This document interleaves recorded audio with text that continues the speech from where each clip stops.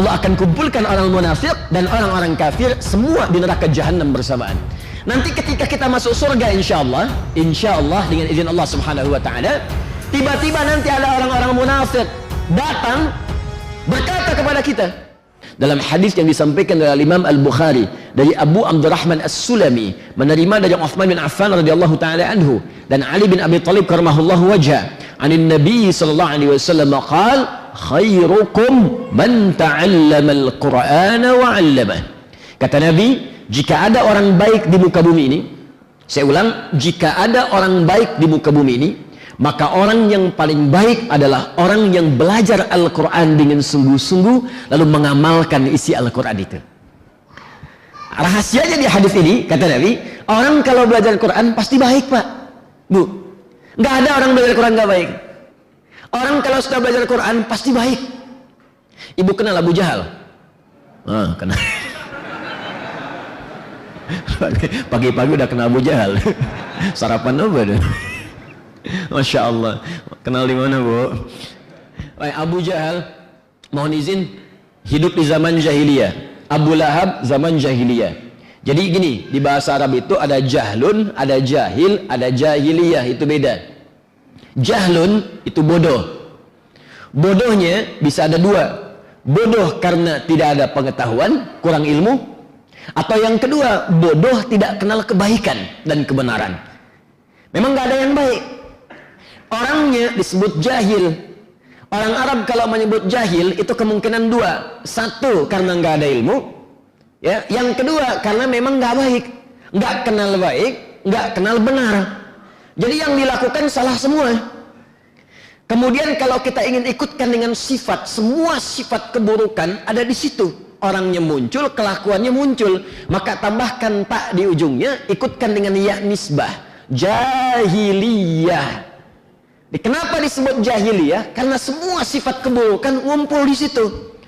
Ibu kalau pengen mencari pemabuk paling profesional, jahiliyah ada.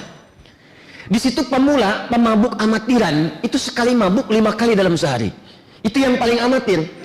Jadi kalau ada orang mabuk sekarang, telat. Sudah keduluan 15 abad lalu. Dan yang paling dahsyat nanti, yang mabuk dulu pada tobat. Jadi kalau yang sekarang nggak tobat, aneh. Dan jangan bersaing sama orang jahiliyah, nggak akan menang. Pencuri, sekarang ada pencuri. Ya, kasih tahu sama pencuri sekarang, sudah keduluan 15 abad yang lalu. Bahkan saking buruknya, ada sekampung pencuri semua. Kampung pencuri, itu begal semua. Dan begalnya nggak nanggung. Kalau lewat mesti setor, kalau nggak setor, kalau nggak barengan hilang, nyawa melayang. Namanya Gifar. Ya. Pimpinannya Jundub bin Junadah. Baik, Anda ingin mencari pezina, jahiliyah paling komplit. Zina kalau cuma selingkuh itu sudah biasa. Yang paling dahsyat, bosan dengan pasangan bisa tukeran dengan tetangga besoknya. Aneh bosan tadi malam dengan istri, tukeran yuk malam, ayo. Jahiliyah. Itu jahiliyah. Mabuk ada, penipu banyak, pencuri luar biasa, pezina terpampang. Tapi yang paling dahsyat, apa yang Allah turunkan untuk merubah itu? Allah tidak turunkan mukjizat Nabi Musa dengan tongkatnya untuk merubah jahiliyah. Allah tidak turunkan mukjizat Nabi Isa dengan tangannya yang kalau diusap penyakit sembuh semua. Yang Allah turunkan pada Nabi Muhammad sallallahu alaihi wasallam Al-Quran 30 juz, 6.236 ayat, 114 surah. Al-Quran hanya ayat per ayat turun. Iqra bismi rabbikal ladzi khalaq, khalaqal insana min 'alaq. 5 ayat pertama turun selanjutnya sampai sempurna. Allahu akbar. Hanya dengan Al-Qur'an diturunkan, berubah dari jahiliyah menjadi khairu ummah. Kata Nabi, khairukum, pakai khair. Khairukum. Khair itu kalau disebutkan dalam bahasa Arab itu umumnya menunjuk kepada sifat. Jadi ada 5 jenis kebaikan dalam Al-Qur'an. Ada kebaikan fisik, ya, fisiknya baik, sehat, tidak ada penyakit. Orang Arab menyebutnya dengan tayyib. Quran surah kedua Al-Baqarah ayat 168. Ya, paling kanan sebelah bawah di mushaf. Ya ayyuhan nasu kulu mimma fil ardi halalan tayyiba. Hei semua manusia, Silahkan bekerja, cari makan supaya kalian bisa konsumsi kehidupan, bertahan dalam hidup. Makan silahkan. Tapi kalau sudah dapatkan itu, cari dengan yang halal. Jangan melanggar ketentuan hukum. Cari yang halal. Kalau sudah dapat yang halal, berikan dari situ. Cari, beli yang baik-baik untuk kesehatan yang dibutuhkan. Jadi nggak semua yang diinginkan mesti dibeli. Cari yang bermanfaat. Saya haus. Apa yang kira-kira menghilangkan haus? Minum. Di sepanjang ada minuman yang halal, minum. Tidak semua yang diinginkan mesti dibeli. Ini air bening sudah ada. Minta jus alpukat misalnya. Jus alpukat ada, minta buah naga. Naganya yang dari Hongkong lagi gitu kan. Nyarinya susah. Ada makanan sudah ada, pengen yang jauh-jauh. Nasi goreng, tek depan rumah. Bosan yang ini. Pengen bon sirih. Bon sirih malam-malam dari Bekasi. Masya Allah. Macet. Nyampe jam 12 sampai sana, tutup. Dapat enggak? Gitu. Jadi apa yang kita inginkan tidak harus semua didapatkan kalau tidak dibutuhkan. Di dalam Al-Quran itu prinsipnya kebutuhan. Kalau semua orang begitu sehat Pak, Bu. Coba lihat di rumah Anda, berapa banyak pakaian? Butuh enggak? Kadang-kadang model baru, beli. Fashion baru, beli. Tapi butuh enggak? Mobil baru, beli. Motor baru, beli. Ke masjid enggak? Jadi kalau sudah semua kumpul, motornya, ada mobilnya, bahkan yang paling baru muncul belum bisa membawa Anda ke masjid, Anda butuh sarana apa lagi untuk bisa melangkah ke masjid? Kebutuhan. Nah itu fisik. Makanya banyak orang fisiknya sehat tapi belum tentu pikirannya bagus. Fisik bagus, kuat, sehat, tapi pikiran belum tentu baik. Kan banyak sekarang orang-orang yang bagus, pakaiannya bagus, berdasi, tapi pencuri juga. Pikirannya nggak bagus. Maka ketika kita ingin menunjuk kepada sifat, ganti kata tayyib dengan khair namanya. Khair. Anda bertanya pada orang Arab, kaifa halak? Apa kabar? Alhamdulillah ada bi khair. Saya sehat. Baik. Bukan sekedar fisiknya, tapi pikirannya pun baik. Orang jahiliyah ketika diturunkan Al-Quran, maka merubah mereka dari jahiliyah menjadi khair, kata Al-Quran. Khairu ummah. Turun Quran surah ketiga Ali Imran ayat 110. Paling kiri sebelah atas di mushaf. Perhatikan kalimatnya. Kuntum khairu ummatin ukhrijat linnas. Kuntum khairu ummah. Kalian itu umat yang paling baik, kata Allah. Yang pernah dilahirkan di kalangan manusia. Jadi Allah memuji kalau ada manusia lahir sampai sekarang, kalian yang paling baik.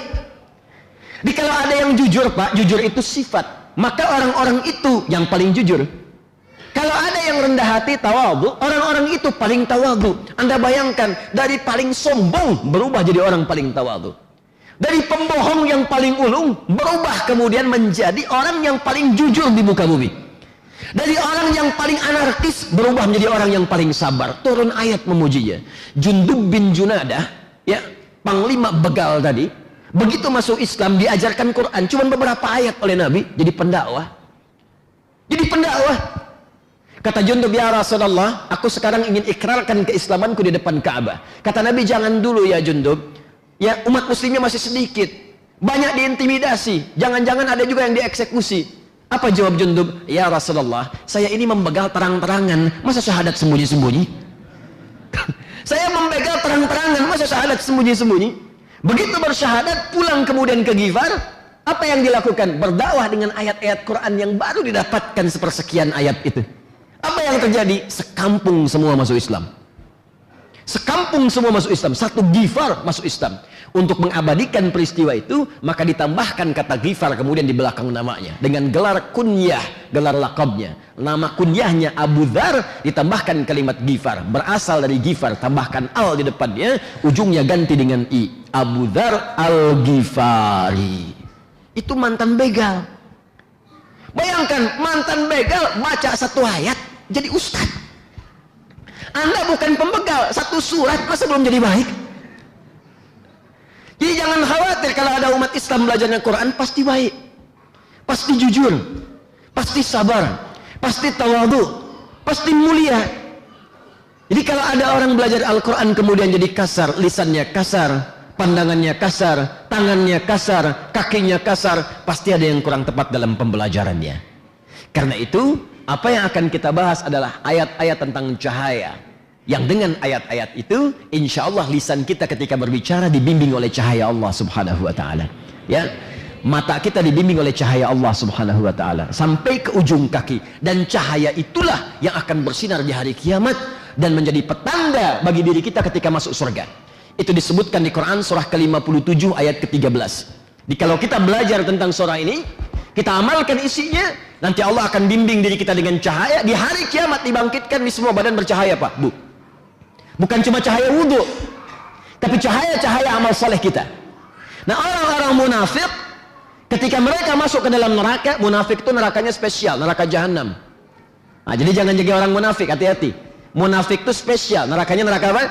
Jahanam. Ya, dikumpulkan dengan orang kafir. Itu ada di Quran surah keempat ayat 140, paling kiri sebelah bawah di mushaf. Ya, innallaha jami'ul munafiqina wal kafirina ya fi jahannam jami'an. Allah akan kumpulkan orang munafik dan orang-orang kafir semua di neraka jahanam bersamaan. Nanti ketika kita masuk surga insyaallah dengan izin Allah Subhanahu wa taala, tiba-tiba nanti ada orang-orang munafik datang berkata kepada kita, yauma yaqulul munafiquna wal munafiqatu lil ladzina amanu dhuruna naqtabis min nurikum. Orang-orang munafik datang, laki-laki perempuan. Awas, ini ada isyarat ya, sifat munafik itu bisa muncul bukan hanya pada laki-laki, juga pada perempuan. Ketika mereka datang pada orang-orang beriman, mereka berkata, minta bagian dari cahaya kalian, kami pengen ambil. Cahaya yang dimaksudkan amal saleh.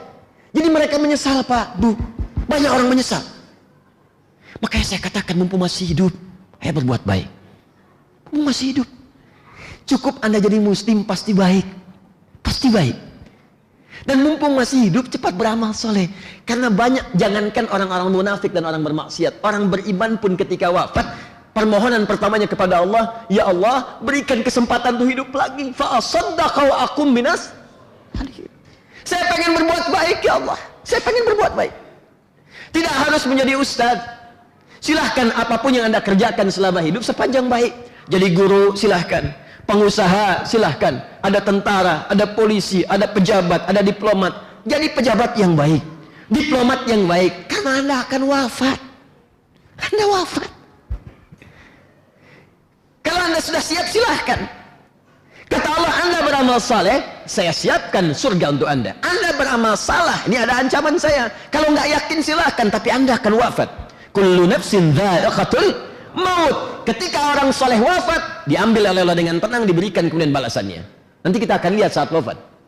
Ketika orang salah wafat pun diberikan balasan yang setimpal, jazaa'a wifaqa, balasan yang setimpal.